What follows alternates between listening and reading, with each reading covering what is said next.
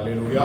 கர்த்தர் நல்லவர். தொடர்ந்து இந்த அபிஷேக ஆராதனையில ஆவிக்குரிய அலங்காரம் என்கிற தலைப்பின் கீழ தேவனுடைய வார்த்தையை தியானிப்பதற்கு கர்த்தர் கிருபை செய்து வருகிறார். அதன்படியே இன்றைக்கும் அந்த ஆவிக்குரிய அலங்காரத்தை குறித்து தொடர்ந்து பேசுவேன் என்று சொன்னபடி நேற்றைய தினத்திலே பேசின அந்த காரியத்தை தொடர்ந்து இன்றைக்கும் நம் ஆதியாகம புத்தகத்தில் இருந்து அந்த வார்த்தைகளை நாம் தியானிக்கலாம். 2 கொரிந்தியர் 11ஆம் அதிகாரம் 2வது 3வது வசனத்தின்படி அந்த ஏவாளுடைய மனதை எப்படி பிசாசு தன்னுடைய தந்திரத்தினால வஞ்சித்து கிறிஸ்துவை பற்றிய உண்மையிலிருந்து விலகும்படி கெடுக்கப்பட்டது போல கடைசி நாட்களில சபையிலிருந்து கிறிஸ்துவை பற்றிய உண்மை கெடுக்கப்பட்டு விடுமோ என்று சொல்லி தான் பயந்திருப்பதாக கொரிந்தியர் சபைக்கு தன்னுடைய வைராக்கியத்தை அப்போஸ்தலர் பவுல் எழுதுகிறதை இந்த வார்த்தையில நேற்றைய தினத்தில் நாம் தியானித்தோம். என்ன உண்மை?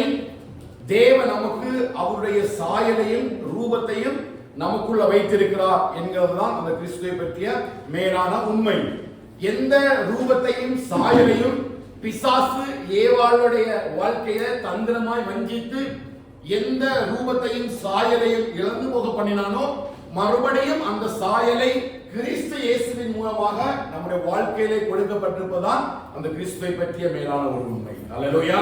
இதன் அடிப்படையில் நேற்று நாம் பேசினோம். இன்றைக்கு அந்த சாயல் என்பது என்ன அப்படின்னு நான் நேற்று பார்த்தது போல நம்முடைய ஆவியிலையும் ஆத்துமாவையும் தான் அந்த ரூபத்தையும் சாயலையும் வைத்திருக்கிறார். ஏனென்று சொன்னால் நம்முடைய தேவன் ஆவியாக இருக்கிறார், அவருக்கு ரூபங்கள் ஒன்றும் இல்லை.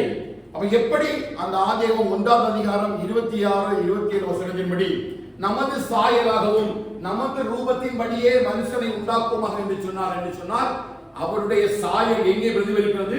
நம்முடைய ஆவியிலையும் ஆத்துமாவிலையும் பிரதிபலிக்கிறது. அதனால்தான் சத்துரு எவனை விழுங்கலாமோ என்று சொல்லி என்னுடைய ஆத்துமாவை பிடித்து கொண்டு போய் விடுவிக்கிறவன் இல்லாமையால் அதை பீறாதபடிக்கு என்னை ரட்சியும் என்று சொல்லி சங்கீதம் 7வது சங்கீதம் 2வது வசனத்திலே அழகாக தாவீது ஒரு ஜெபத்தை முன்வைக்கிறான். அல்லேலூயா. நான் நேற்று சொன்னது போல இன்றைக்கு எப்படி அவளை வஞ்சித்தான், இன்றைய காலகட்டத்தில் எப்படியெல்லாம் சபை வஞ்சிக்கப்படுவதற்கு வாய்ப்பு இருக்கிறது என்று சொல்லிதான் நம்ம இந்த 3வது அதிகாரத்திற்கு நம்ம தியானிக்க போகிறோம். ஏன் என்று சொன்னால் ஆதாமுக்கும் ஏவாளுக்கும் வேதம் கொடுக்கப்படவில்லை, ஆவியானவரோடு கூட இல்லை. கட்டளைகளும் கற்பனைகளும் நியாய பிரமாணங்களும் அவர்களுக்கு தேவனுடைய வார்த்தைகளை கைக்கொள்வதற்கோ அல்லது அவருடைய ஆவியை நடத்துவதற்கோ எந்த ஆதாரங்களும் எந்த சோர்ஸும் ஏதேன் தோட்டத்தில் யாரும் கொடுக்கப்படவில்லை, ஏவாளுக்கு கொடுக்கப்படவில்லை. சத்துரு வந்து தன்னுடைய வார்த்தை மூலமாய் அவளை வஞ்சிக்கும் பொழுது, மனவாட்டியாகிய அந்த ஏவாளை அந்த சபையை வஞ்சிக்கும் பொழுது ஏவாளுக்கு பிரமாணங்களோ கட்டளைகளோ கற்பனைகளோ ஒன்றும் கிடையாது. ஆனால் இன்றைக்கு தேவனுக்கு என்று சொல்லி நியமிக்கப்பட்டிருக்கிற தேவனுடைய சபையாகிய நமக்கு கட்டளைகளும் கற்பனைகளும் ஊழியக்காரர்களும் மோசைகளும் ஆரோன்களும் தேவனுடைய வார்த்தையும் அது மாத்திரமல்ல பரிசுத்த ஆவியானவரை நமக்குள்ள வைத்து ஒரு இடத்துல கூட நீங்கள் வஞ்சிக்கப்பட்டு போய்விடக் கூடாது என்பதற்கு தேவன் இத்தனை வழிவகைகளையும் கர்த்தர் தம்முடைய சபையாகிய மனவாட்டிக்குள்ள வைத்திருக்கிறார். அல்லேலூயா. ஏவாளுக்கு கிடைக்காத ஒரு பெரிய பாக்கியம் என்ன கேட்டீங்கன்னா, இன்னைக்கு நமக்கு எத்தனையோ சூழ்நிலைகள்ல சத்துரு எப்படியெல்லாம் வருவான் என்று சொல்லி எப்படிப்பட்ட தந்திரங்களை எல்லாம் சபைக்குள்ள கொண்டு வந்து சபைய கிறிஸ்துவை பற்றிய உண்மையிலிருந்து விலக பண்ணி விடுவான் என்று சொல்லி எவ்வளவோ வசனங்கள் வார்த்தைகள் மூலமாக கர்த்தர் தெளிவாக நம்மோடு கூட அனுதினமும் பேசி கொண்டு வந்திருக்கிறார். அல்லேலூயா. அப்ப நாம் வஞ்சிக்கப்பட முடியாத அளவிற்கு எவ்வளவு பாதுகாப்புகளை தர வேண்டுமோ அவ்வளவு பாதுகாப்புகளை தேவன் நம்முடைய கரங்கள்ல தந்திருக்கிறார். அப்ப நம்ம வஞ்சிக்கப்படக்கூடாத அளவிற்கான எல்லா பாதுகாப்பையும் நம்மை சுற்றி என்ன செய்திருக்கிறார்? தேவன் வைத்திருக்கிறார். ஆனால் ஏவாளுக்கு அப்படிப்பட்ட ஒரு சூழல் என்ன செய்யப்படவில்லை, கொடுக்கப்படவில்லை. இப்போ 2ஆம் அதிகாரம் 7, 8, 9வது வசனத்தை வாசிக்கலாம். ஆதியாகமம் 2ஆம் அதிகாரம் 7வது வசனம், 8வது வசனம், 9வது வசனம். தேவனாகிய கர்த்தர் மனுஷனை பூமியின் மண்ணினாலே உருவாக்கி ஜீவ சுவாசத்தை அவன் நாசியிலே ஊதினார், மனுஷன் ஜீவாத்மாவானான். தேவனாகிய கர்த்தர் கிழக்கே ஏதேன் என்னும் ஒரு தோட்டத்தை உண்டாக்கி தாம் உருவாக்கின மனுஷனை அதிலே வைத்தார். தேவனாகிய கர்த்தர் பார்வைக்கு அழகும் புசிப்புக்கு நலவுமான சகலவித விருட்சங்களையும் தோட்டத்தின் நடுவிலே ஜீவ விருட்சத்தையும் நன்மை தீமை அறியத்தக்க விருட்சத்தையும் பூமியிலே பண்ணினார். ஹல்லேலூயா. இதெல்லாம் அந்த ஏதேன் தோட்டத்தை தேவனுடைய சபைக்கும் இந்த பிசாசை உலகத்துக்கும் ஒப்பிட்டு நம்ம இந்த வார்த்தைகள் இருந்து தியானிக்க போகிறோம். இந்த ஏதேன் தோட்டம் தேவனுடைய சபைக்கு ஒப்புமையாக கொடுக்கப்பட்டிருக்கிறது. ஒருவேளை நீங்க ஏன் இந்த ஏதேன் தோட்டத்தை நீங்க தேவனுடைய சபை என்று சொல்லி கேட்டீங்கன்னா, எசேக்கியேல் 28வது அதிகாரத்துல இந்த லூசிபரை குறித்து எழுதப்படும் பொழுது என்ன எழுதப்பட்டிருக்கிறது? எசேக்கியேல் 28வது அதிகாரம் 13வது வசனத்தை வாசிக்கிறோம். எசேக்கியேல் 28:13 வாசிக்கிறோம். நீ தேவனுடைய தோட்டமாகிய ஏதேனில் இருந்தவன். அப்ப ஏதேன் யாருடைய தோட்டம்? தேவனுடைய தோட்டம். அப்ப சபைய ஆண்டவர் எப்படி பிரதிபலிக்கிறாருங்க? தேவனுடைய தோட்டமாக பிரதிபலிக்கிறார். ஆரம்பத்துல அந்த ஆதாமும் ஏவாளும் தெளிவா கவனிச்சீங்கன்னா இந்த மெசேஜ் புரியும். ஏன் அப்படின்னா, ஆண்டவருடைய வருகையில நீங்க எடுத்துக்கொள்ளப்படணும்னா இந்த ஆவிக்குரிய அலங்காரம் இருந்தா மட்டும்தான் எடுத்துக்கொள்ளப்பட முடியும். நம்ம எல்லாருக்கும் தெரியும், கல்யாண வஸ்திரம் தரித்திராவிட்டால் நம்ம எங்க கொண்டு போயிருவாங்க? பால் கடிப்பு உள்ள இடத்தை கொண்டு போயிருவாங்க. அப்ப ஆண்டவர் இந்த ஆதியாகம புஸ்தகத்தை ஏன் என் கண்ணுக்கு முன்பாக வைக்கிறார் என்று சொல்லி நீங்க வாசிக்கும் பொழுது நீங்கள் ஆராய்ந்து பார்த்தால், ஆரம்ப காலத்துல தேவன் தம்முடைய சாயலின்படியும் ரூபத்தின்படியும் இந்த மனுஷனை படைத்து மனவாட்டியாக படைத்து தேவனுடைய தோட்டமாகிய ஏதேனை கொண்டு வைக்கிறார். இந்த ஏதேன் தோட்டத்தில் வாழ்ந்து கொண்டிருக்கும் பொழுது இந்த ஏதேன் தோட்டத்துல பிசாசாகியவன் அந்த ஜனங்களை, அந்த ஆதாமும் ஏவாளை வஞ்சிக்கும்படி தன்னுடைய தந்திரத்தினாலே இந்த தேவனுடைய தோட்டமாகிய ஏதேனுக்குள்ள வந்து மனவாட்டியாகிய ஏவாளை வஞ்சித்து விடுகிறான். இதனால இந்த உலகத்துக்குள்ள தேவன் கொண்டு வந்த தம்முடைய சாயலையும் ரூபத்தையும் இந்த மனிதர்கள் மூலமாக இழந்து விடுகிறார்கள். எல்லாருக்கும் தெரியும், இந்த ஆதாம் மூலமாய் பாவம் இந்த உலகத்துக்குள்ள பிரவேசித்து ரோமர் 3:23 படி எல்லாரும் பாவம் செய்து தேவ மகிமையற்றவர்களாய் அந்த சாயலையும் ரூபத்தையும் நாம் இழந்து போறோம். போறோமா இல்லையா? ஆனா மறுபடியும் தேவன் தம்முடைய தயவுள்ள சித்தத்தின்படி இந்த உலகத்தை அன்பு கூர்ந்ததினால யோவான் 3:14 படி தம்முடைய ஒரே பேரான குமாரை விசுவாசிக்கிறவனோ ஒருவனும் கெட்டு போகாமல் நித்திய ஜீவனை அடைய வேண்டும் என்பதற்காக மறுபடியும் கிறிஸ்து இயேசுவின் மூலமாக அந்த புதிய சாயலை எபேசியர் 4:24 படி மெய்யான நீதியிலும் பரிசுத்தத்திலும் அந்த புதிய மனுஷனை, தேவனுடைய சாயலாக சிருஷ்டிக்கப்பட்ட அந்த புதிய மனுஷனை அதற்கு ஈடாக நமக்குள்ளே பிரகாசிக்க பண்ணினார். ஹல்லேலூயா. இதுவரை உங்களுக்கு தெரிந்திருக்கும். இப்ப நம்மையும் அவர் என்ன செய்திருக்கிறார்? இந்த ஆதாம் ஏவாளை எடுத்தது போல நம்மையும் கொண்டு வந்து ஏதேன் தோட்டமாகிய சபைக்குள்ள வைத்திருக்கிறார். இந்த சபைக்குள்ள வைத்துதான் பவுலை வச்சு அப்போஸ்தலன் பவுலை வச்சு கொரிந்து சபைக்கு எழுதுகிறார். அன்றைக்கு காலகட்டத்தில் அந்த தேவனுடைய தோட்டத்தில் இருந்த மனவாட்டியாகிய ஏவாளை பிசாசு தந்திரத்தினால வஞ்சித்தது போல இப்பொழுது தேவனுடைய சபையாகிய இந்த மனவாட்டியை பிசாசு வஞ்சித்து விடக்கூடாது என்பதில் தான் வைராக்கியமாக இருப்பதாக தன்னுடைய இருதயத்தை வெளிப்படுத்துகிறார். ஹல்லேலூயா. இப்ப நான் வாசித்தது போல இப்ப ஆண்டவர் வந்து மனுஷனை எடுத்து அவனை உருவாக்கி ஆவியிலும் ஆத்துமாவிலும் தேவனுடைய சாயலை வைத்து அவனுக்குள்ள என்ன பண்ணாரு? ஜீவ சுவாசத்தை ஊதினார். அப்ப புதிதாக்கப்பட்ட மனுஷனுக்குள்ள இருக்கக்கூடிய ஜீவ சுவாசம் யாருடையது? தேவனுடையது. கொலோசியர் 3வது அதிகாரம் 1:3 வசனங்கள் காண்பித்து தந்தேன். யாரெல்லாம் வந்து கிறிஸ்துவுடனே கூட எழுந்திருக்கிறார்களோ அவர்கள் எல்லாரும் மறுபடியும் இந்த புதிய சாயலால் சிருஷ்டிக்கப்பட்ட ஜீவ ஆத்துமாக்களாக காணப்படுகிறார்கள். ஞாபகம் இருக்குதா? நேற்றுக்கு இருந்தவங்க ஞாபகம் இருக்குதா?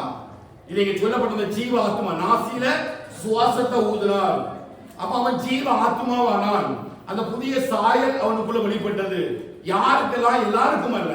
கொலோசியர் 3:1-2 படி நீங்கள் கிறிஸ்துவுடனே கூட எழுந்தது உண்டானால் உங்களுடைய ஜீவன் கிறிஸ்துவுக்குள்ளே தேவனுக்குள் மறைத்து வைக்கப்பட்டிருக்கிறது. அவ கிறிஸ்துவை விசுவாசித்து அந்த கிறிஸ்துவை பற்றிய உண்மையை யாரெல்லாம் ஏற்றுக்கொண்டு ஞானஸ்நானம் எடுத்து அபிஷேகம் பண்ணப்பட்டு தேவனுக்குள்ள விசுவாசத்துக்குள்ள இருக்கிறார்களோ நம்முடைய ஜீவன் எல்லாம் கிறிஸ்துவுக்கு உள்ள மறைத்து வைக்கப்பட்டிருக்கிறது. அவர் வெளிப்படும் நாளில் நிச்சயமா இந்த ஜீவன் அவரோடு கூட மகிமையில வெளிப்படும் சித்தத்தை கர்த்தர் நமக்கு வெளிப்படுத்தி தருவார். ஹல்லேலூயா. அதான் இங்க சொல்றாரு. அடுத்த 9வது வசனத்துக்கு வந்தீங்கன்னா அந்த தோட்டத்துல சில விருட்சங்களை கர்த்தர் நாட்டி வைக்கிறார். இல்லையா? என்ன விருட்சங்களை நாட்டுறாரு? பார்வைக்கு அழகும் புசிப்புக்கு நலமுமான சகலவித விருட்சங்களையும் தோட்டத்தின் நடுவிலே ஜீவ விருட்சத்தையும் அப்ப இந்த விருட்சம் எது தரும் நமக்கு? சத்தமா சொல்லுங்க. எனக்கு ஒரு ரகசியம் இது, ரெவலேஷன் இருக்கு. அதான் சொல்றேன். ஜீவ விருட்சம் என்ன தரும்? ஜீவனை தரும். அடுத்து என்ன சொல்றாரு? நன்மை தீமை அறியத்தக்கதான விருட்சத்தையும் தரும். அப்போ நன்மை தீமை அறியத்தக்கது எது கொண்டு வரும்? ஆண்டவர் என்ன சொல்றாரு? இந்த நன்மை தீமை தக்க அறியத்தக்க இந்த கனியை புசிக்கும் நாட்களிலே மரணத்தை கொண்டு வரும். புரியுதா? ஒரு மரம் ஜீவனை கொண்டு வரும், ஒரு மரம் மரணத்தை கொண்டு வரும். இது எங்க வாசிக்கிறீங்களா? இப்ப உபாகமம் 30ஆம் அதிகாரம் 15ஆம் வசனம் வாசிங்க. உபாகமம் 30:15 வேகம் வாசிங்க. நோட் பண்ணி வச்சுங்க அந்த இடத்துல. உபாகமம் 30:15. நீ அந்த வார்த்தையின்படியே செய்யும் பொருட்டு அது உனக்கு மிகவும் சமீபமாய் உன் வாயிலும் உன் இருதயத்திலும் இருக்கிறது. இதோ ஜீவனையும் நன்மையையும் மரணத்தையும் தீமையையும். புரியுதா? இப்ப ஏதேன்ல என்ன வச்சிருக்கிறார் அவரு? ஜீவனையும் மரணத்தையும் தரக்கூடிய கனி. புரியுதா? விருட்சங்கள் 2 விருட்சம் இருக்குது. என்ன விருட்சம் இருக்குது? ஒன்னு ஜீவ விருட்சத்தின் கனி. இந்த ஜீவ விருட்சத்தின் கனி என்ன தரும்? ஜீவனை தரும். நன்மை தீமை அறியத்தக்க கனி எதை கொண்டு வரும்? மரணத்தை கொண்டு வரும். அதே 30ஆவது அதிகாரத்தினுடைய உபாகமம் 30ஆவது அதிகாரம் 19 வசனம் இருக்குதா? நான் ஜீவனையும் மரணத்தையும் ஆசீர்வாதத்தையும் சாபத்தையும் வைத்தேன். உங்களுக்கு எப்படி ஏதேனுக்கு முன்னாடி ஆண்டவர் வந்து ஜீவனையும் மரணத்தையும் அவருக்கு முன்பாடி நிச்சயமாக வச்சாரோ அதே ஜீவனையும் மரணத்தையும் தான் இன்னைக்கு சபைக்கு முன்பாக வைத்திருக்கிறார். ஏதேன் தோட்டத்துக்கும் சபைக்கு எந்த வித்தியாசமும் இல்ல. அங்க என்ன பண்றாரு? ஜீவ விருட்சத்துக்கு கனி வைக்கிறாரு, நன்மை தீமை என்னது அறியதல் கனி வைக்கிறாரு. ஆண்டவர் ஆதாம்கிட்ட சொல்றாரு அந்த 17ஆவது வசனத்துல, ஆனாலும் நீ நன்மை தீமை அறியத்தக்க விருட்சத்தின் கனியை புசிக்க வேண்டாம், அதை புசிக்கும் நாளிலே நீ சாகவே சாவாய். அந்த காரியம் உனக்கு நன்மை தீமை, அதாவது பாவம் உனக்குள்ள வரும்பொழுது உனக்குள்ள ஒரு மரணம் வரும்.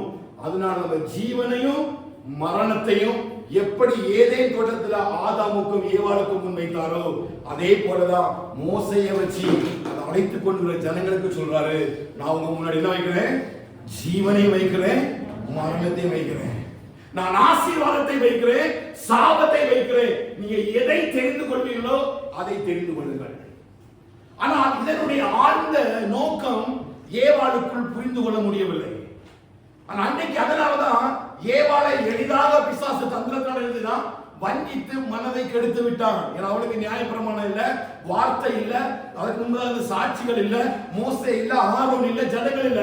ஆனால் புதிய மனவாட்டியாகிய சபையாகிய நமக்கு சகல காரியத்தையும் கர்த்தர் நம்முடைய கரங்களில் எழுதி தந்திருக்கிறார். ஹல்லேலூயா. இப்போ உனக்கு ஜீவன்னா என்னன்னு தெரியும், மரணம்னா என்ன தெரியும், உனக்கு சாபம்னா என்னன்னு தெரியும், ஆசீர்வாதம் என்னன்னு தெரியும். இப்படிப்பட்ட அந்த கிறிஸ்துவின் உண்மையை பற்றி ஒரு நாளும் என்ன செய்யக்கூடாது? உன் மனசு கெடுத்து விடுவதற்கு இந்த பிசாசுடைய தந்திரங்களுக்கு உன் மனதை கெடுத்துறாங்க. புரியுங்க? ஆமென் சொல்லுங்க.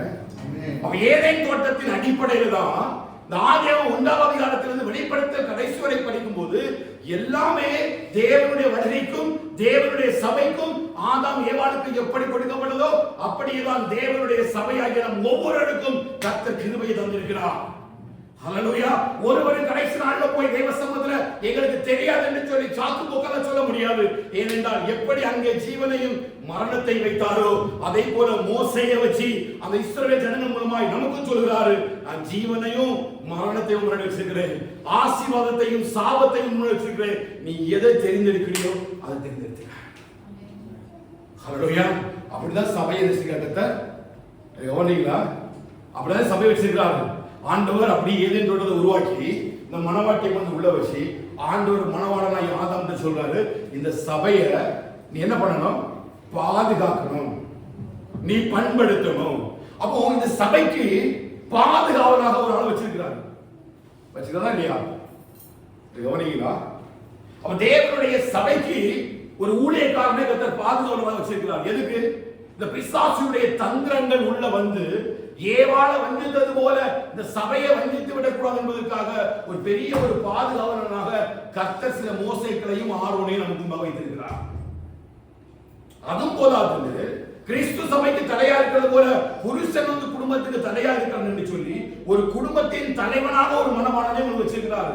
எதுக்கு அப்படின்னா நீ தேவனுடைய சமூகத்துல குடும்பமா அவர் ஆராதிக்கணும். அப்படி ஆராதிக்க தவறும் பொழுது அந்த குடும்ப தலைவனுக்குள் இருக்கிற அந்த பாதுகாவல் உன் கூடாரத்தை பாதுகாப்பதாக.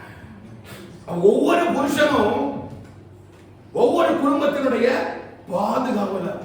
ஆதாமை எப்படி ஏதேன் தோட்டத்துல பாதுகாக்கவும் பண்படுத்த வச்சாரோ அப்படி ஒரு பெரிய பொறுப்பை சபைக்குள்ள வச்சு சபை ஜனங்களை பாதுகாப்பதற்காக இங்க மோசையும் ஆரோனையும் ஏற்படுத்துவது போல ஒவ்வொரு குடும்பத்தையும் கவனிப்பதற்காக ஒவ்வொரு குடும்ப தலைவரை ஏற்படுத்தி இருக்கிறார். உன் வீட்டுக்குள்ள என்ன நடக்குது என்பதை குறித்து தேவன் உனக்கு கணக்கேற்பா.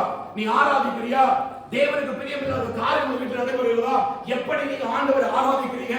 யோசுவா சொன்னது போல நான் என் வீட்டாருக்கு போய்விட்டால் கர்த்தரையே சேவிப்போம் என்று சொல்லியிருந்தாங்க. யோசுவா கலையாக தான் கர்த்தர் உங்களை ஏற்படுத்தி வச்சிருக்கிறார். நீ ஒரு கடைசி நாட்கள் எஸ்கேப் ஆகவே முடியாது. ஹல்லேலூயா. ஆமென் சொல்லுங்க. ஆமென். நேரம் அனுப்பிங்களான்னு பயமா இருக்குது. அவன் அழகா நீ ஏதேன் தோட்டத்தில் யாரை காவல் வச்சாரு? ஆதாம வச்சாரு. ஆனா ஆதாம் அதை என்ன செய்யல? பாதுகாக்கல.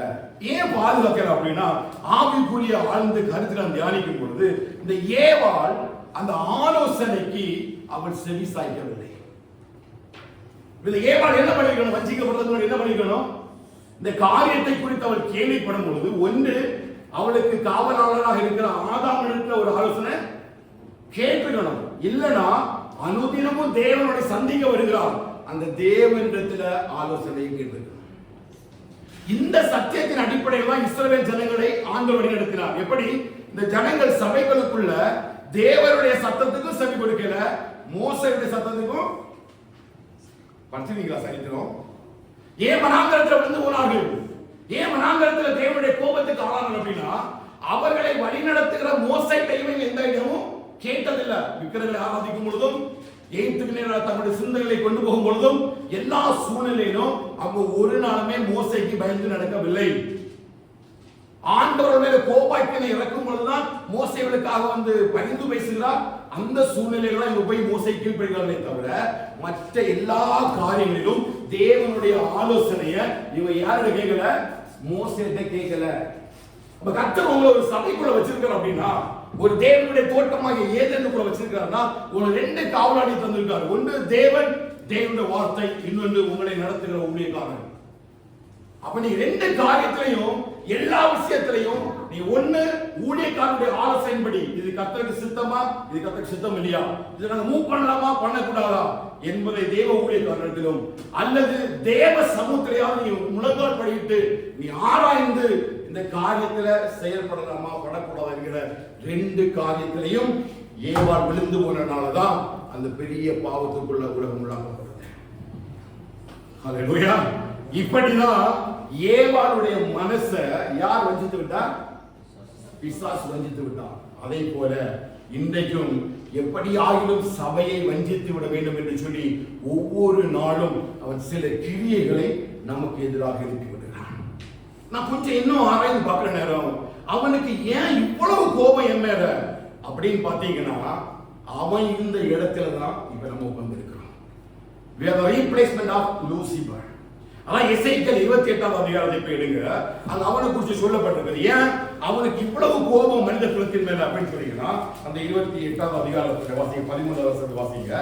எசேக்கியேல் 28. தேவனுடைய தோட்டமாகிய ஏதேனில் இருந்தவன் பத்மநாகம், புஷ்பராகம், வைரம், படிகப்பச்சை, கோமேதகம், யஸ்பி, இந்திரநீலம், மரகதம், மாணிக்கம் முதலான சகலவித ரத்தினங்களும் பொன்னும் உன்னை மூடிக்கொண்டிருக்கிறது.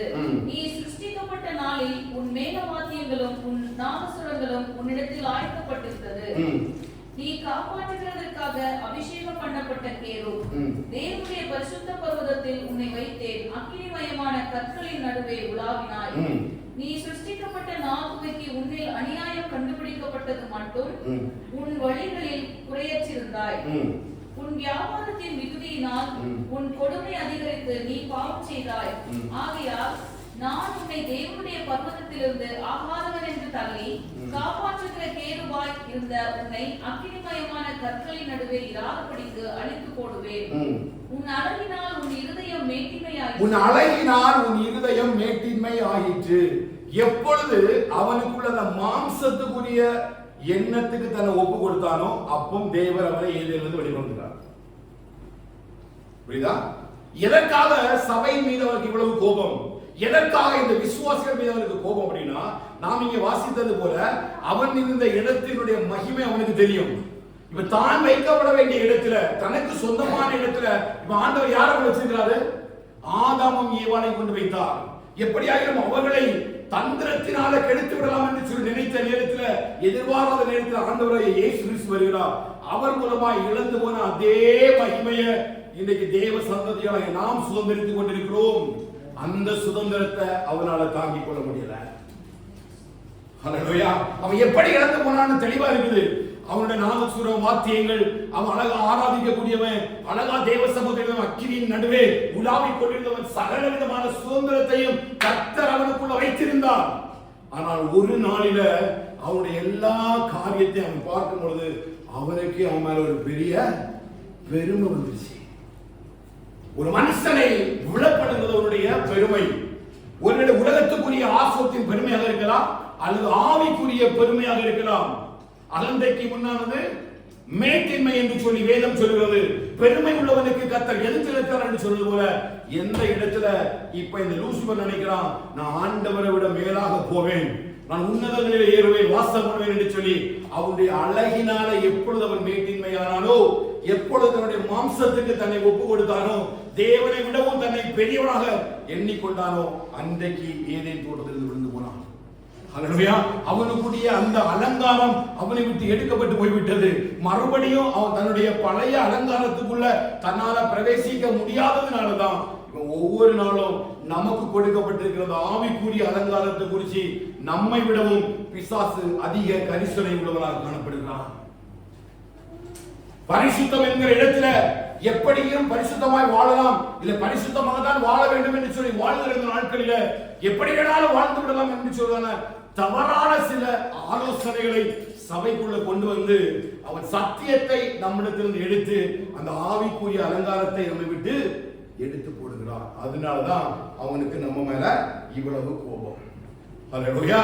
அந்த நன்மையும் தீமையும் அறியத்தக்கதான அந்த கனியை அவன் புசித்த பொழுது மரணம் அவர்களுக்குள் பிரவேசித்தது. நன்மை தீமை அறியத்தக்க கனியை நீங்க புசிக்காதுங்க, பாவம் செய்யாதுங்க, இந்த மரணம் உங்களுக்கு வேண்டாம் என்று சொல்லி ஆண்டவர்களுக்கு கட்டளை கொடுத்திருந்தாலும் அவர்களுக்கு சுதந்திரத்தை கொடுத்திருக்கிறார். இல்லையா? அதை புசிக்க வேண்டாம் என்று சொல்லி அதை தடை பண்ணி ஒண்ணு வைக்கல. அவர்களுக்கு என்ன இருந்தது? சுதந்திரம் இருந்தது. இன்னைக்கும் என்ன? ஜீவனையும் மரணத்தையும் ஆசீர்வாதத்தையும் சாபத்தையும் தெரிந்தெடுக்கக்கூடியதான அந்த தனிப்பட்ட சுதந்திரத்தை தேவன் ஒவ்வொரு தேவனுடைய பிள்ளைகளுக்குள்ளையும் கத்த வைத்திருக்கிறார். நீ ஜீவனுக்கு நேர போணுமா, நீ ஜீவனுக்கு நேர பிரவேசிக்கலாம். நீ மரணத்துக்கு நேர போணுமா, நீ மரணத்துக்கு நேர பிரவேசிக்கலாம். உனக்கு ஆசீர்வாதம் வேணுமா, அல்ல சாபம் வேணுமா, எதை நீ தேர்ந்தெடுக்கிறாயோ அதை நீ தேர்ந்தெடுக்கலாம். எப்படி அந்த ஆதாமுக்கும் ஏவாளுக்கும் முன்பதாக இந்த காரியங்கள் வைக்கப்பட்டதோ அப்படியே நாம் ஒவ்வொருவருக்கும் முன்பாக தேவன் இந்த சுயமாய் எடுக்கப்பட்ட முடிவை கற்று வைத்திருக்கிறார். ஹல்லேலூயா. அப்படி ஒரு முடிவை வச்சு நீ தவறாய் சபை போய்விடக் கூடாது என்பதற்காக ஒவ்வொரு நாளும் அதற்கான நல் வழிகளை வேத வசனத்தின் மூலமாய் கர்த்தர் நமக்கு சபையிலே போதித்துக் கொண்டிருக்கிறார். எதற்காக அப்படின்னா, நீங்க ஏவாள் விழுந்தது போல விழுந்து விடக்கூடாது, ஏவாள் இழந்து போனது போல அந்த மகிமையை இழந்து விடக்கூடாது என்பதற்காக தான் அப்படிப்பட்ட ஒரு பெரிய கிருபையை கர்த்தர் சபைக்குள்ள வைத்திருக்கிறார். என்ன காரணம் தெரியுமா? அந்த ஆவிக்குரிய அலங்காரத்தில் இருக்கிறவனால மட்டும்தான் அந்த கடைசி நாட்களில தேவனுடைய தோட்டம் என்று சொல்லி அழைக்கப்படுகிற அந்த பரமா எருசலேமுக்குள்ள வர முடியும். ஹல்லேலூயா. நீங்க சபைக்குள்ள ரெண்டும் இருக்குது. என்ன இருக்குது? ஜீவனும் இருக்குது, மரணம் இருக்குது. இயேசு இருக்கிறாரு, உலகமும் இருக்குது. இயேசுவை சுமந்து திரிகிறார்கள், உலகத்தையும் சுமந்து திரிகிறார்கள். ரெண்டு வழிகளை நடக்கிறாங்க. எதை கரெக்டா பண்ணணும்னு மனுஷனுக்கு தெரியல. வேதம் சொல்லுது, இரு வழிகளில் இருப்பவனா நிலையற்றவனாக இருக்கிறான். தன் வழிகளில் நிலையற்றவன், இரு மனம் உள்ளவன் தன் வழிகளெல்லாம் நிறையற்றவனாக இருக்கிறான். பாகால் தெய்வம்னா பாகால கும்பிடு, உலகம் தான் உனக்கு வேணும்னா உலகத்துக்குள்ள இருந்துரு, ஜீவன் தான் வேணும்னா ஜீவனுக்குள்ள மட்டும் வாசம் பண்ண. இது ரெண்டையும் கர்த்தர் சபைக்குள்ள வைக்கிறார். ஹல்லேலூயா. ஏதேனுக்குள்ள கர்த்தர் உன்னை கொண்டு வச்சிருக்காருன்னா எப்படி ஆதாமும் ஏவாளை வைத்து இது ரெண்டு காரியத்தை அவளுக்கு முன்பாக வைத்த பொழுது ஏவாள் வஞ்சகத்தினால அவள் மரணத்தை சுதந்திரித்துக் கொண்டாள். அதை நமக்கு முன்பாக அடையாளமாக வைத்துதான் சொல்றாரு. அந்த ஏவாளுடைய வாழ்க்கையை எடுத்து தெளிவா நமக்கு பேசுறாங்க. புதிய ஏற்பாட்டில் அப்போஸ்தலர் பவுல் வச்சு அநேக சபைகளுக்கு சொல்றாரு.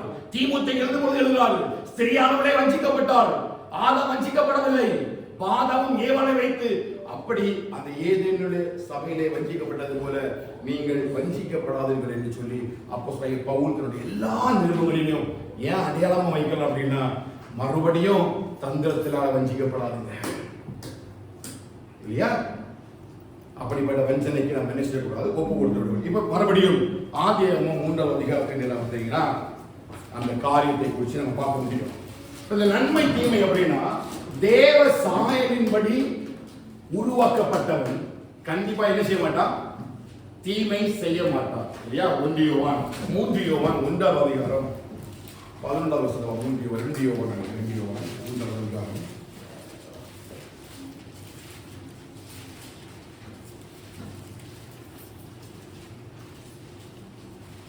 3:11 வாசிங்க. 1 யோவான் 3:11. நாம் ஒருவரில் ஒருவர் அன்பு கூற வேண்டும் என்பதே நீங்கள் ஆதி முதல் கேள்விப்பட்ட விசேஷமா இருக்கிறது. கொல்லாமனால் உண்டாயிருந்து தன் சகோதரனை கொலை செய்த காயினை போல் இருக்க வேண்டாம். 2:11 1 யோவான் 2:11. தன் சகோதரனை பகைக்கிறவன் 18 தேவனால் பிறந்த இவனை பாவம் செய்யா, நன்மை செய்கிறவன் தேவனால் உண்டா இருக்கிறான் என்று சொல்லி வசனம் அழகா யோவான்ல வந்து யோவான் விஷயம் எழுதி வச்சிருக்கிறாரு. நன்மை செய்கிறவன்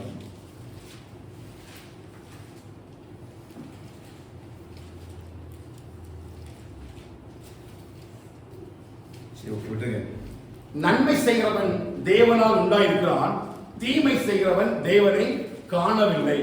அப்ப நன்மை செய்கிறவன்னா தேவனுடைய சாயலை தரித்திருக்கிறது. இப்போ நான் ரெஃபரன்ஸ் போடுறேன், தேவ வேண்டாம். பாருங்க, தேவனுடைய சாயலின்படி உருவாக்கப்பட்டவர்கள், சிருஷ்டிக்கப்பட்டவர்கள் எதற்காக அழைக்கப்படுகிறார்கள்? நன்மை செய்யும்படி அழைக்கப்பட்டிருக்கிறார்கள். அதனாலதான் ஆண்டவராகிய இயேசு கிறிஸ்து இந்த பூமியில வந்த பொழுது அவரை குறித்து வேதம் என்ன சொல்றது? அவர் நன்மை செய்கிறவராகவே சுற்றி திரிந்தார். அவர் தேவ சாயலாக வந்ததுனால நன்மை செய்கிறவராக தான் சுற்றி திரிந்தார். அப்ப தேவ சாயல உடையவன் ஒரு நாள் என்ன செய்ய மாட்டான், தீமை செய்ய மாட்டான். அவனுக்குள்ள நன்மை மட்டும்தான் விதைக்கப்பட்டிருக்கும் அப்படின்னு தான் ஆண்டவருடைய ஈதேன் தோட்டத்தை வச்சிருக்கிறார். இப்ப 3ஆவது அதிகாரம் 1ஆவது வசனத்தை வாசிக்கும் பொழுது 3ஆவது அதிகாரம் 1ஆவது வசனத்தை வாசிக்க பார்க்கலாம். யெகோவாவே தெய்வம் உண்டாக்கியா எல்லா காட்டு ஜந்துக்களை காணும் பாம்பு கௌசலமேறியதாயிருக்கும். அது ஸ்திரீயோடு தோட்டத்திலே யாதொரு விருட்சத்தினை பலவும் എന്നാൽ தின்னதென்ன தெய்வம் வாஸ்தவமாய் கற்பிச்சிருந்தோ என்று சொல்லுச்சு. பாருங்க, அழகா இந்த சர்ப்பம் கேக்குது. இவன் ஆரம்பத்துல சொன்னது போல இந்த ஏதேன் தோட்டம் தேவனுடைய சபைக்கும் இந்த பிசாசு யாருக்கு ஒப்பிடப்படுகிறான்? உலகத்துக்கும் ஒப்பிட்டு பார்க்கப்படுகிறான். இப்ப தேவனுடைய ஜனத்துக்கும் உலகத்தில் உள்ள ஒரு ஜனத்துக்கும், அதாவது உலக பிரகாரமான வாழ்கிற ஒருவனுக்கும் உள்ள கான்வர்சேஷன் தான் இங்க ஆண்டவர் ஆவியின் கண்ணத்தோடு கூட எழுதியிருக்கிறார். இப்ப என்ன உலகத்தான் வந்து நம்மள்ட்ட என்ன கேட்கிறான்? நீ சும்மா பிரேயர்னே நடக்கிறார், உனக்கு சும்மா ஜெபமா, நீ சும்மா வேதம் வாசிக்கிறியா, சும்மா நீ ஜெபிக்கிற, எப்ப பாரு நீ ஜெபிக்கிற வேதம் வாசிக்கிற, நீ முன்னாடி எப்படி இருந்தது நான் பார்த்ததே இல்லையே. பிசாசு தெளிவா கேட்கிறான் அவர்கிட்ட வந்து, சகல விருட்சத்தின் கனியும் புசிக்கலாம் இல்ல வேண்டாம் அப்படி ஏதாவது சொன்னாரா? அப்படி கேட்கறது போல இன்னைக்கு உலகம் சபையை வஞ்சிக்கும்படி வைக்கிற முக்கியமான ஒரு காரியம் என்ன?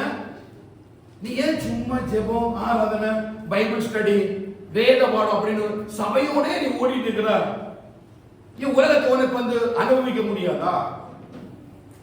உன் ஆண்டவர் உலகத்துல படைச்சிருக்காருன்னா உலகத்தை விட்டு நீ ஓடுற, இதெல்லாம் சுதந்திரிக்கும்படி தானே ஆண்டவர் உன்னை என்ன செய்யறாரு? உலகத்துல படைச்சிருக்கிறாரு. அம்மாவா இல்லையா? நம்ம கூட வேலை பார்க்க நம்மள கேட்கிறாங்க, நீ முன்னாடி எல்லாம் கூட நல்லா பேசுவா, ஜாலியா இருப்பா, முன்னாடி எல்லாம் கூட நல்லா என்ஜாய் பண்ணுவா, நான் கூப்பிடுற இடத்துக்கு எல்லாம் வருவா, இப்ப மட்டும் நீ வர மாட்டேங்கிறா. ஆண்டவர் சொன்னாரா? நம்ம ஆண்டவரை தேடணும் தான், ஆண்டவர் எல்லாம் பண்ணக்கூடாதுன்னு சொன்னாரா? இதெல்லாம் அனுபவிக்க கூடாதுன்னு சொன்னாரா? சொன்னாரா? இன்னைக்கு உலகம் சபைக்கு கேட்கிற கேள்விதான், ஏன் நீங்க இப்படி பரிசுத்தமா ஆராதிக்கணுமா? சின்ன ஒரு நல்ல ஒரு டான்ஸ் கூட நல்லா இருக்குமே, இளைஞர்களா அப்படி பண்ணலாமே, வாழ்வுகளை கலந்து கொள்ளலாமே, ஏன் ஆடக்கூடாது? ஏன் சபையை ரைட்டு கட்டக்கூடாது? ஏன் பரிசுத்தம்? ஏன் கொஞ்சம் மாறினா ஏன் நல்லா இல்லையா? அது நல்லா தான் இருக்குது. அப்படின்னு தந்திரமான காரியங்களை யாருக்குள்ள எழுப்புறான்னா மனவாட்டியை ஏவாளுக்குள்ள எழுப்புறான்.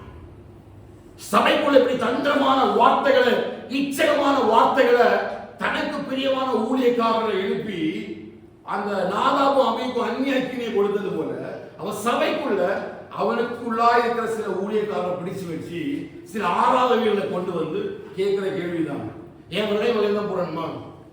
நீ இப்படிதான் ஆராதிக்கணுமா? நீ இப்படி ட்ரெஸ் போடக்கூடாதா? அப்படிங்கிற கேள்வியை இன்னைக்கு சபைக்குள்ள தந்திரமாக, நான் கேட்கறது இப்படி ஸ்ட்ரெயிட்டா இருக்காது, நீ கண்டிப்பா இந்த கேள்வியை நீங்க எல்லாரும் அனுப்பிச்சிருப்பீங்க. ஏதாவது ஒரு வகையில என் மனதை பாதிக்கிற மாதிரி தான் கேட்பான். ஆனா அந்த நாட்கள்ல ஏவாளுக்கு சரியான பதில் தெரியல. கரெக்டாக சொன்னா ஆண்டவர் எல்லாத்தையும் புசிக்கலான்னு தான் சொன்னாரு, ஒண்ணுமே பண்ணல. ஆனா இன்னைக்குள்ள மனவாட்டி இடத்துல சபைக்குள்ள ஆண்டவர் எதை எதிர்பார்க்கிறார்? இப்படி ஒரு கேள்வி கேட்கும் பொழுது நீ என்ன பதிலை நீ உலகத்துக்கு கொடுப்பீங்க? சரியான ஒரு புரிதல், ஆவிக்குரிய புரிதல் இல்லை அப்படின்னா, சரியான ஒரு ஆவிக்குரியதான தெளிவு இல்லைன்னா கண்டிப்பா இந்த கேள்விக்கு நம்ம பதில் சொல்லவே முடியாது இல்லையா? ஏன்னா வேலை பார்க்கறதுல எல்லாரும் முன்பாக வைக்கிற காரியமே தான். ஏன் நீ சபன்னு போடுற? Why full of prayer, why meditation, why Bible reading, why Bible study. ஏதோ அனுபவிக்க கூடாதா? இது அனுபவிக்கிறது இது ஒன்றும் பெரிய தப்பு இல்லையோ? டான்ஸ் ஆடுறதுனால சபைக்குள்ள தப்பா? இது இந்த மாதிரி ட்ரெஸ் போடுறதுனால தப்பா? கொஞ்சம் மாடர்னா ட்ரெஸ் போடாம இது என்ன பெரிய தப்பா? இன்னைக்கு இப்படிதான் பரிசுத்தத்தை எடுக்கும்படி சத்துரை கேட்கிறான். ஆனா அன்னைக்கு ஏவாளுக்கு சரியான புரிதல் இல்லை. ஆனா வேதம் நமக்கு தெளிவான ஒரு புரிதல் கொண்டு. இப்போ சபை என்ன பதில் சொல்லணும் அப்படின்னா, வாசிங்க 1 Corinthians 10 23 வாசிங்க. 10:23.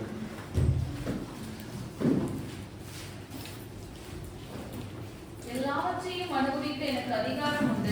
எல்லாவற்றையும் அனுபவிக்க இந்த உலகத்தில் எனக்கு அதிகாரம் உண்டு. ஆகிலும் எல்லாம் தகுதியா இராது. எல்லாம் எனக்கு தகுதியா இராது. எல்லாவற்றையும் அனுபவிக்க எனக்கு அதிகாரம் உண்டு. ஆகிலும் எல்லாம் பக்தி விருத்தியை உண்டாக்கும். தெளிவா உன் மனசுக்குள்ள வச்சிருங்க. எல்லாரும் இந்த உலகத்துல எல்லாவற்றையும் அனுபவிக்க உனக்கு என்ன உண்டு? சொல்லுங்க, அதிகாரம் உண்டு. ஆனா உனக்குள்ள ஒரு தகுதி ஆண்டு வச்சிருக்கிறாரு. அந்த தகுதிக்கு இது சரியானதல்ல. உன்னுடைய தகுதி யாரோட இருக்கிறது? தேவனால் உண்டாகி. பவுல் சொல்றாரு, எல்லாரும் மாதிரி நான் பண்ணலாம், நான் எங்க மனசு விரும்புறபடியெல்லாம் வாழ்வா எல்லாம் செய்யலாம். ஆனா எல்லாம் என்னை கிறிஸ்துவுக்குள்ளாக தகுதிப்படுத்தவே செய்யாது. ஏன் அப்படின்னா, இந்த ஏதேன் தோட்டத்துல என்ன பண்ணி ஒருவர் வச்சிருக்காரு இல்லையா, அவருடைய சாயலையும் அவர் சில காரியங்களையும் எனக்கு கச்சித்தம் தான் கொண்டு வச்சிருக்கிறாரு. நான் இதை அனுபவிக்கும் போது அந்த தகுதியை நான் இழந்து போயிருவேன். புரியுதா? உலகத்துல எல்லாம் நமக்கு அனுபவிக்க அதிகாரம் உண்டு. எனக்கு ட்ரெஸ் போடுறதுக்கு, எனக்கு டான்ஸ் ஆடுறதுக்கு எல்லாம் உண்டு. ஆனா அதற்காக நான் அழைக்கப்படல, இந்த உலகத்துக்காக நான் அழைக்கப்படல. நான் யாருக்காக அழைக்கப்பட்டிருக்கேன்னா, இன்னொரு உலகத்தினுடைய அலங்காரத்தை சுமந்து திரிகிறேன். இன்னொரு உலகத்துக்கான அடையாளத்தை நான் வச்சுட்டு இருக்கிறேன். நான் இந்த உலகத்துக்காக நியமிக்கப்பட்டவன் இல்லை. நீங்கள் எல்லாம் என்ஜாய் பண்ணி வாழ்ந்துட்டு இருக்கிறீங்கல்ல, இந்த என்ஜாய்மெண்ட்டுக்காக ஒண்ணு கத்தரை அழைக்கிற, வேறொரு உலகத்துக்காக அழைத்திருக்கிறார். அங்க போறதுக்கு சில தகுதி தேவை. அந்த தகுதியை இந்த ஆரம்பம் எடுக்கிறாங்க. இதெல்லாம் சபை சொல்லிருக்கணும், இதெல்லாம் ஏவா சொல்லிருக்கணும் இல்லையா? எல்லாம் அனுபவிக்கலாம், ஒன்றும் பிரச்சனை இல்லை. ஆனா அதை அனுபவிச்சா நாங்க என்ன செஞ்சிருவோம்? செத்து போயிருவோம்.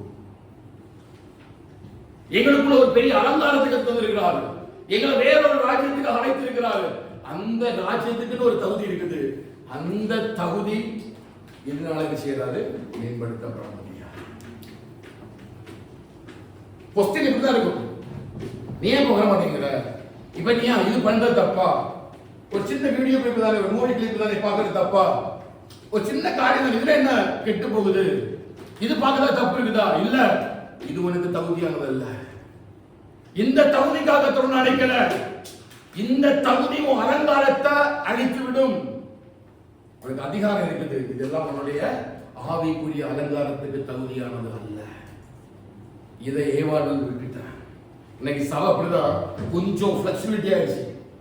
பரிசுத்தத்தை விட்டு கொஞ்சம் வழிவிலகு மாதிரி ஆயிடுச்சு. எப்படி வேணாலும் பண்ணலாம், எப்படி வேணாலும் வாழலாம். அப்படிதான் பிசாசு மெதுவா அந்த கிறிஸ்துவை பற்றிய உண்மையில நின்று வெளியெடுக்கிறான். என்ன உண்மை? அவர் மறுபடியும் எனக்கு மெய்யான நீதியும் பரிசுத்தத்தையும் தந்து ஆதியாகமம் 1:26 படி அந்த சாயலையும் ரூபத்தையும் அவர் என்னக்குள்ள வச்சிருக்கிறாரு. இப்ப நான் அவருடைய சாயலை சுமந்து திரிகிறேன். நான் ஒரு அலங்காரத்தை சுமந்து திரிகிறேன். நேற்று சொல்லப்பட்டது போல ஒரு திருமணத்துக்கு ஆயத்தமாக்கப்பட்ட ஒரு மணவாட்டி எப்படி தன்னை அழகாக அலங்கரித்து தன்னுடைய திருமண நாளுக்கு ஆயத்தமாக்கி கொண்டிருப்பாளோ அப்படி ஒவ்வொரு நாளும் நான் மணவாட்டியாக வாழ்ந்து கொண்டிருக்கிறேன். அப்ப இந்த உலகத்தில் உள்ள இந்த காரியங்கள் எல்லாம் என்ன அதுக்கு என்று சொல்லி என்ன செய்யாது தகுதிப்படுத்தார். அதான் முதல் கேள்வியை அவர் வைக்கிறார். இரண்டாவது கேள்வியை பாருங்க. இரண்டாவது என்ன கேட்கலாம் பாருங்க. 3வது வசனம்.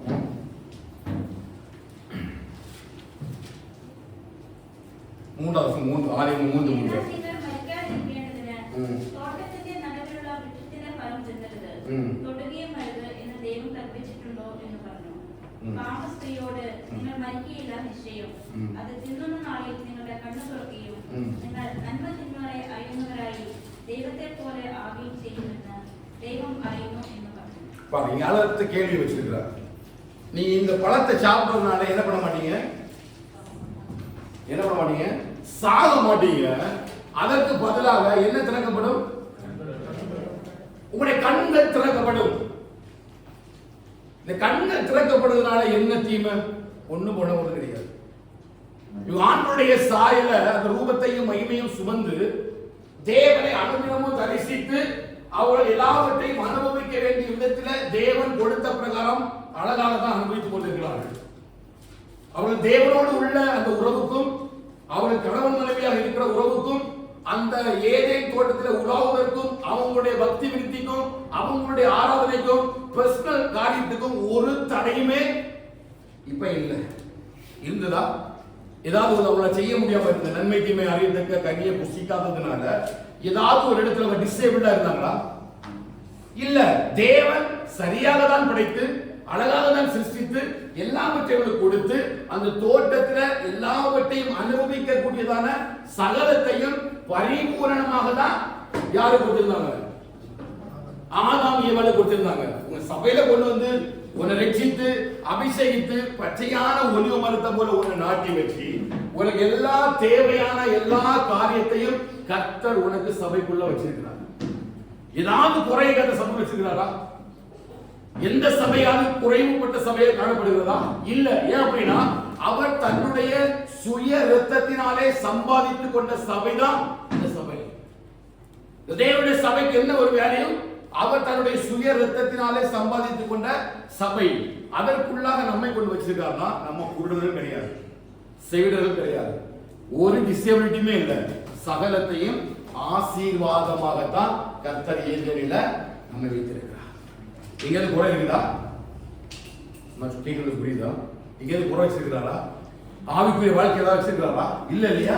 ஆவிக்குரிய சகல ஆசீர்வாதங்களினாலும் கர்த்தர் நம்மை ஆசீர்வதிக்கிறார். எபேசியர் 1:8 சொல்றாரு, அவர் சகல ஆவிக்குரிய ஆசீர்வாதங்களினாலும் கர்த்தர் நம்மை ஆசீர்வதித்திருக்கிறார். அப்படிப்பட்ட ஒரு நிலையான ஒரு ஆசீர்வாதத்தை தான் அந்த ஜனங்களுக்கு, அந்த ஆதாம் ஏவாளுக்கு ஆண்டவர் கொடுத்திருந்தார். அப்ப வஞ்சகமான காரியம் என்ன? இல்லாத ஒன்றை அவன் சபைக்குள்ள கொண்டு வர்றான். இல்லாத ஒரு காரியத்தை பார்க்கும்படி. இப்ப எனக்கு ஒரு குறையுமே இல்லை. என் கண்ணு சரியா இருந்தா நான் டாக்டர்கிட்ட போக வேண்டிய அவசியம் இல்லை. என் கண்ணு பார்க்க முடியாத அளவுக்கு பார்வை இல்லாம இருந்தாலும் அங்க போயிருக்கணும், டாக்டர்கிட்ட போயிருக்கணும். ஏதோ எனக்கு ஒரு குறைவு இருந்தாதான் நான் இங்க போய் எதை தேடி போயிருக்கணும். ஆனா யாரும் என்ன தேடி செய்யல? பிள்ளைகள் யாரையும் தேடி என்ன செய்யல? போகல. ஆனா இல்லாத ஒரு ஆசைய உள்ள கொண்டு வரான். என்ன பண்ணனா? ஒரு கண்கள் திறக்கப்படும். அப்ப கண்கள் திறக்கப்பட்டா உனக்கு இன்னொன்று அழகாக தெரியும். எப்படி பாத்தீங்கன்னா, இப்ப ஆதியாகமம் 13வது அதிகாரம் 10வது வசனம் 11வது வசனம் வாசிக்கலாம். ஆதியாகமம் 13 10 11 வாசிக்கலாம். இதனுடைய எப்படி ஒரு விளக்கத்தை கொடுக்கலாம் பாருங்க. ஆதியாகமம் அப்பொழுது லோத்து, அப்பதான் லோத்து கண்ணு தெரியுது, பாக்குறான், கண்ணை திறந்து பாக்குறான். கண்ணை திறந்து பார்த்து யோர்தான் நதிக்கு அருகான சோதோம் முழுவதும் தீபனம் பொருந்தினதா இருக்க கண்டான். கர்த்தர் சோதோமையும்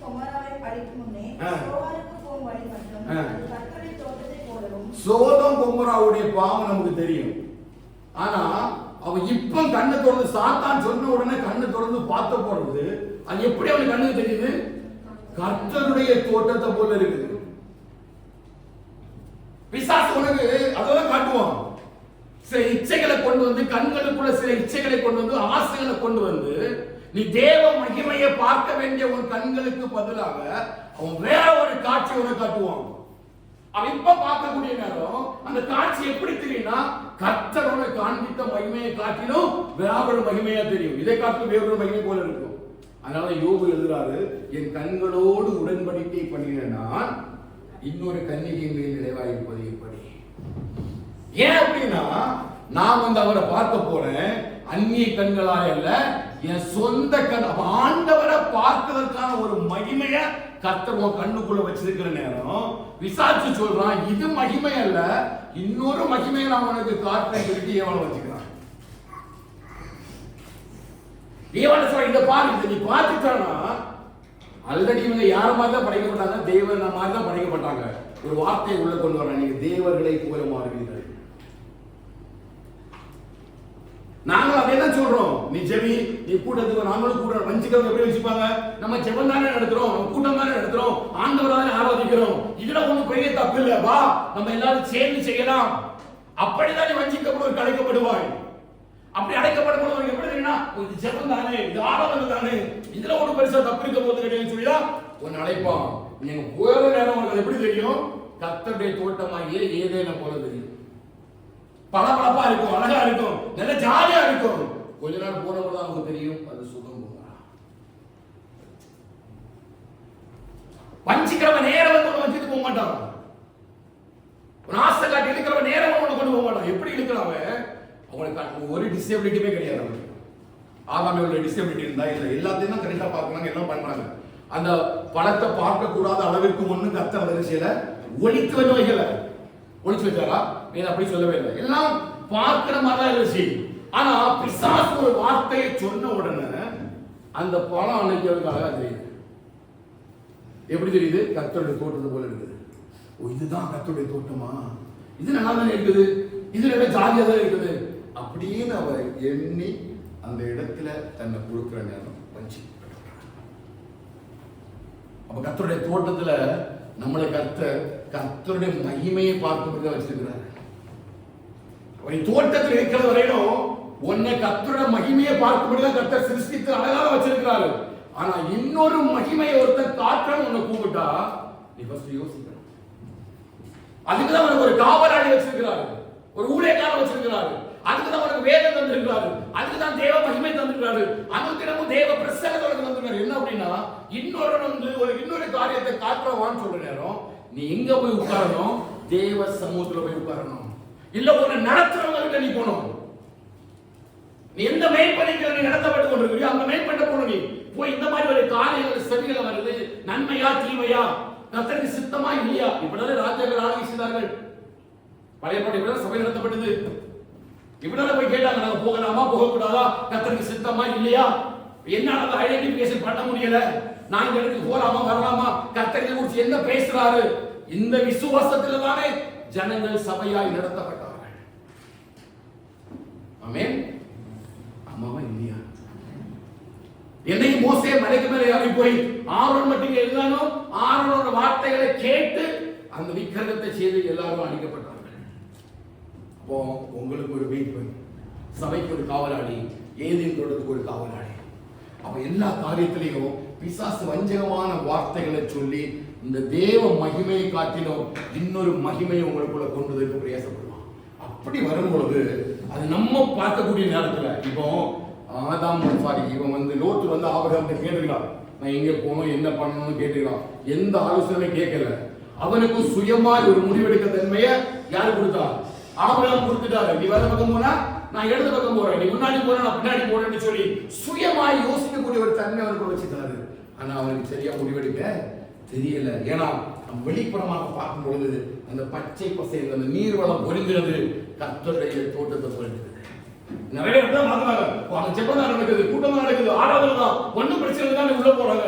ஆனா கொஞ்சம் கொஞ்சமா என்ன பண்றாங்கன்னா அழகா ஆத்துமாவை சத்தியத்திலிருந்து இழுத்துக்கொண்டு வேற மாதிரி நோக்கி கொண்டு போயிடுறாங்க.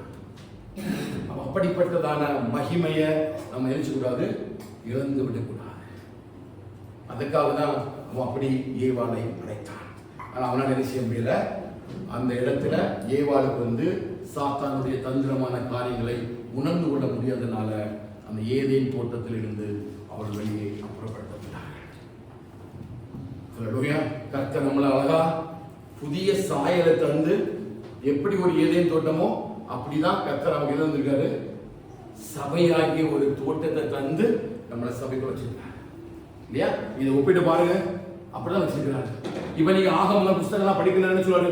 ஜீவனும் மரணமும் ஆஸ்வதமும் சாபமும் எல்லாம் எவனும் வச்சிருக்காரு.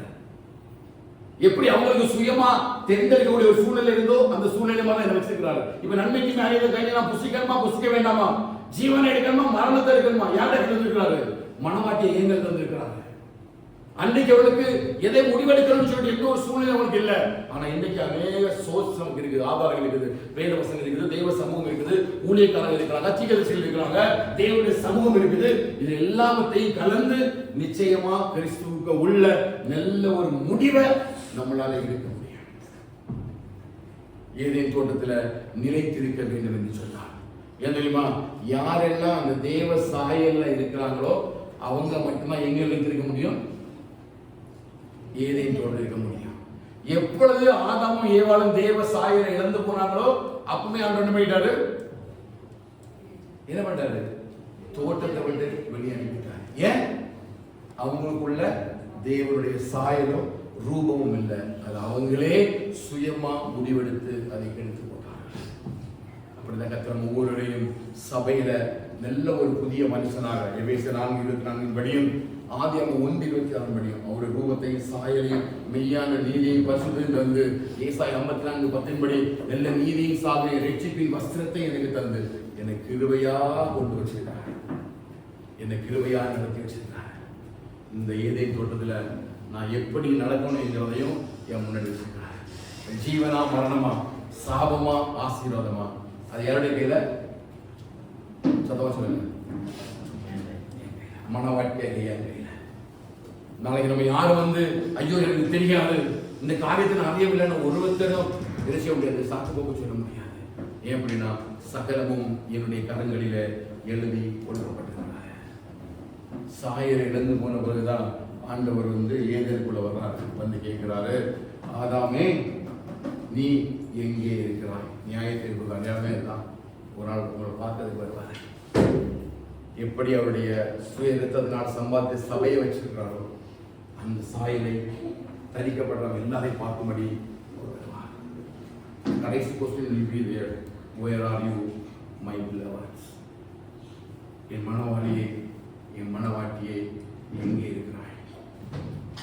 மனவாட்டி சொல்றான், நான் நிர்வாணியா இருப்பதனால உங்களுக்கு பயந்து அந்த சமூகத்தை விட்டு விலகி இருக்கிறேன். ஆண்டு இருக்கிற உன்னைக்கு நிர்வாணி உனக்கு அறிவித்தபடியா ஜட்ஜ்மெண்ட் கடைசியில் தான் இருக்கும். ஏன் அப்படின்னா இயேசு சீக்கிரமாக வரப்போகிறான். இதுக்கு மனவாட்டியை சபையை தேடி கட்ட வரப்போகிறான். திருமண நாளுக்காக ஆயத்தமாக்கப்பட்டு கொண்டிருக்கிற ஒவ்வொரு மனவாட்டியை தேடி கர்த்தர் வரப்போகிறார். ஆவிக்குரிய அலங்காரத்தோட யாரெல்லாம் இருக்கிறாங்களோ அவங்கள மட்டும்தான் கடைசியில் எங்க வைப்பார் அப்படின்னா ஏதேன் தோட்டத்தில் வைப்பார். ஆனா அங்கேயும் உலகத்தையும் மகிமையும் கொண்டு வருவாராம். இப்போ ஒரு வருஷத்தை பாசம் வெளிப்பட்ட 21வது அதிகாரத்தில் வாங்க. வெளிப்பட்ட 21வது அதிகாரம் 25:6 வாசிப்பாங்க. அங்கே ராக்காலம் இல்லாதபடியால் அதன் வாசல்கள் பகலில் அடைக்கப்படுவதே இல்லை. உலகத்தாருடைய மகிமையும் கனத்தையும் அதற்குள்ளே கொண்டு வருவார்கள். தீங்குள்ளதும் அருவருப்பையும் பொய்யையும் நடத்துகிறதுமாகிய ஒன்றும் அதில் பிரவேசிப்பதில்லை. ஆட்டுக்குட்டியானவரின் ஜீவ புஸ்தகத்தில் எழுதப்பட்டவர்கள் மாத்திரம் அதில் பிரவேசிப்பார்கள். அல்லேலூயா. எதை குறித்து பேசுறாரு? கடைசியில அலங்கரிக்கப்பட்ட மனவாட்டியாக இறங்கி வருகிற எருசலேமை குறித்து பேசுறாரு. இந்த எருசலேமுக்குள்ள என்ன இல்ல? வாசல் இல்லை, திறந்துதான் இருக்கும். அங்கேயும் இதை கொண்டு வராங்க, உலகத்தாருடைய மகிமையை கொண்டு வராங்க. இந்த உலகத்தினுடைய காரியங்கள் எல்லாம் கொண்டு வராங்க. அங்கேயும் சில காரியங்கள் வந்து திறந்த வாசல் மாதிரி உள்ள வரும். ஆனா வேதம் சொல்லுது, தீட்டுள்ளதும் அருவருப்புள்ளதும் பொய்யை நடப்பிக்கிறதுமாகிய ஒன்றும் அதில் பிரவேசிப்பதில்லை. யார் அப்படின்னா ஆட்டுக்குட்டியானவரின் ஜீவ புஸ்தகத்தில் எழுதப்பட்டவர்கள் மாத்திரம்தான் அதுல பிரவேசிப்பார்கள். யாருடைய பேரில் ஆண்டவர் ஜீவ புஸ்தகம் எழுதியிருக்கிறாரோ அவங்க மட்டும்தான், அந்த நேம் மட்டும்தான் can be entered into the heaven or the new Jerusalem. ஹல்லேலூயா. இது எங்க இந்த ஆண்டவர் கற்றுக் கொடுக்கறான்னு பாத்தீங்கன்னா, இந்த ஏதேன் தோட்டத்துல எனக்கு கற்றுக் கொடுக்கறாங்க. அவங்களுக்கும் பாவம்னா என்னன்னு தெரியாது, அவங்களும் என்னதுமே தெரியாது. அவங்களையும் புதிய மனுஷனாக உருவாக்குனாரு. என்னையும் அப்படிதான், என் பாவத்தை எல்லாம் மன்னித்து எல்லாத்தையும் விட்டுட்டு என்னையும் புதிய மனுஷனாக உருவாக்கிட்டே இருக்கிறார். எதற்காக அப்படின்னா, இந்த எருசலேமிலே கொஞ்சம் சேர்ப்பதற்காக. அலங்கரிக்கப்பட்ட மனவாட்டியாக இழந்து போயிடாதுங்க. இதுக்கு ஒரே ஒருவர் தான் உதவிப்பட முடியும், வருஷப்பாங்க. அவர்தான் ஒவ்வொரு நாளும் நீதி நியாயத்தை குறித்து பேசி உருவாக்கிட்டே இருக்கிறாங்க. ஒவ்வொரு இடத்துல அலங்கரிக்கிறார். ஆவியின் வரங்களினால் அலங்கரிக்கிறார், ஆவியின் வார்த்தைகளினால் அலங்கரிக்கிறார். அவர் நான் என்ன தெரியாமலே நான் அலங்கரிக்கப்பட்டு இருக்கிறேன், என்ன தெரியாமலே அலங்கரிக்கப்பட்டு இருக்கிறேன். உலகத்துக்கு என் சாயல் தெரியாது, உலகத்தில் உள்ள மனுஷருக்கு என் சாயல் தெரியாது, நான் எங்க ஓடுறேன்னு அவங்களுக்கு எல்லாம் தெரியாது. ஆனால் எனக்கு தெரியும், நான் அலங்கரிக்கப்பட்ட மனவாட்டியை ஓடிட்டு இருக்கிறேன். உலகம் என்னை பார்க்கும்போது நிறைய சொல்லுது, நீ ஏன் வடிக்கிற, இந்த நேரத்துக்கு அழகா உலகத்துல சுத்தலாமே, நல்ல ஜாலியா லைஃப் என்ஜாய் பண்ணலாமே, நல்ல அழகா உட்காந்து சாப்பிட போலாமே, நல்ல ஒரு மூவி பார்க்கலாமே, நல்லா டான்ஸ் ஆடலாமே, இந்த கலக்கலா லைஃப் கட்டி எவ்வளவோ இருக்குதே. நீ எதுக்கு இப்படி ஒரு சபையில உட்கார்ந்து நீ வேத வசன வார்த்தையெல்லாம் கேட்கணும்? லைஃப் என்ஜாய்மெண்டே இல்லையா? இருக்குங்க. நம்ம அதற்காக அழைக்கப்படல, நாம் வேற ஒரு ராஜ்யத்துக்கானவன். அதற்கு காத்திருக்கிறவர்கள் தான் இந்த காரியத்தை சுமக்க முடியும். மற்றவங்க இதை பற்றி தெரியாது, அழிந்து போகிற இந்த காரியத்துக்காக ஓடுவாங்க. ஆனா அழியாத ஒரு நித்திய ஜீவனுக்காக. ஒருவேளை 70-80 வருஷம் இங்கே வாழ்ந்துட்டு நான் போயிருப்பேன். ஆனா நித்திய காலமாய் ஆண்டோடு கூட ஆளுகை செய்வதற்காக தான் கர்த்தர் என்னை அழைத்து என் அபிஷேகம் பண்ணி எனக்குள்ள ஒரு அலங்காரத்தை வச்சு இந்த பூமியில வச்சுட்டு போயிருக்காரு. மறுபடியும் அந்த வீடை ஆயத்தம் பண்ணின பிறகு என்னை எடுத்துக்கொண்டு கொடுத்து வருவார். என்னுடைய அடையாளம் என்ன தெரியுமா? அவருடைய அலங்காரம், அவருடைய சாயம், அவருடைய ரூபம். யாரெல்லாம் அப்படி இருக்கிறாங்களோ அவங்க மட்டும்தான் சேர்ந்து சேர முடியும். இந்த வார்த்தையிலே வாழுங்க, இந்த வார்த்தையை தியானி. இந்த வாரம் ஃபுல்லா எப்பொழுதும் உங்களுடைய மனசோடு என்ன இருக்கணும்? நீங்க எல்லாரும் ஒரு திருமணத்துக்காக ஆயத்தமாக்கப்பட்ட ஒரு மனவாட்டி. இந்த மனவாட்டி எந்த சூழ்நிலையிலும் தன்னுடைய கல்யாண வஸ்திரத்தையும் நம்மளோட வாழ்க்கையும் உலகத்துக்கு எந்த காரியம் நினைச்சக்கூடாது, தீட்டுப்படுத்தி விடக்கூடாது. பட்டாச்சுன்னா அப்புறம் தெய்வ சமூகத்தில் பிரவேசிக்க முடியாது. ஏதிலிருந்து வெட்டிடுவார். கடைசி ஒரு சத்தம் கேட்கும், மனவாட்டியை நீ எங்கே இருக்கிறாய்? Where are you my lovers? நீ நிர்வாணியா இருக்கிறியா? அலங்கரிக்கப்பட்ட மனவாட்டியா இருக்கிறியா? அந்த 10 கன்னிகள் 5 கன்னிகளை போல புத்தி உள்ளவங்களா இருக்கிறீங்களா? புத்தி அற்றவங்களா இருக்கிறீங்களா? நீ ஜீவனை தேர்ந்தெடுத்துக்கிறியா? மரணத்தை தேர்ந்தெடுத்துக்கிறியா? ஏதேன் தோட்டத்தில் வச்சு அதே வெளிச்சத்தை தான் கர்த்தர் இன்றைக்கு முன்பாக வச்சிருக்கிறார். அது எங்கே இருக்கிறேன்? ஆமென். கர்த்தர் நம்மை ஆசீர்வதிக்கட்டும். இந்த ஆவிக்குரிய சிந்தனையோடு நாட்களில் பிரவேசிங்க. கடைசி நாட்களில் இந்த கிறிஸ்துவை பற்றி உண்மையதான் பிசாச சபைகள் வந்து எடுத்து போடுறான். நான் இங்கே வந்து என்ஜாய் பண்ணுறதுக்காக அழைக்கப்பட்டவங்க கிடையாது. அவரோடு கூட ஆளுகை செய்யணும்னா நம்ம அவரோடு கூட பாடுகள் பண்ணணும். கிறிஸ்துவோட கூட பாடுபட்டால் அவரோடு கூட ஆளுகை செய்கிறது. அப்போ அந்த பாடுகளுக்கு நம்ம பார்க்கிறவங்களாக வரும்போது நிலையான ஒரு ஆளுகையை நம்ம கூட வைப்பார். அப்படி கண்கள்